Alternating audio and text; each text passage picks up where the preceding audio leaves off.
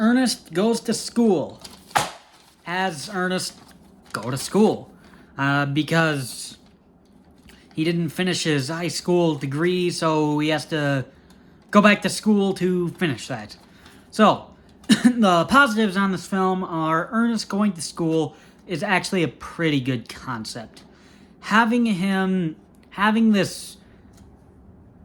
Ernest, the idiot, going back to school, this adult man-child going back to school.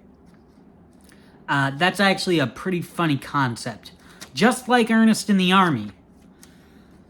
And him going through all the school classes and having funny gags in in math class, gym class, and band class. I actually really liked that.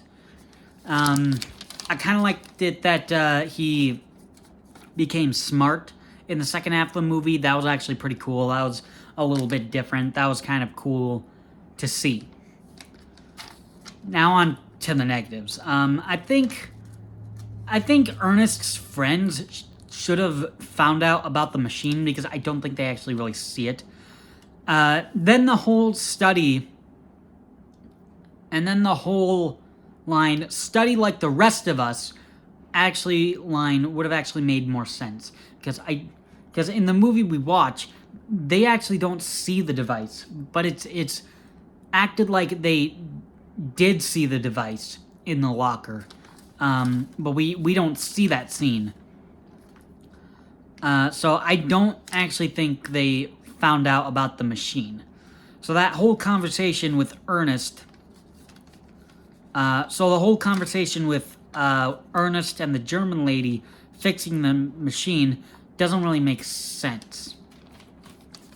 And the other negative is, what was that math teacher with the frog tongue coming out? There's a fly buzzing around to Ernest, and like he's trying to swat it away. Teacher comes up and just eats it like a frog. Her tongue sticks out, shoots, and brings the fly into her mouth. It doesn't make any sense.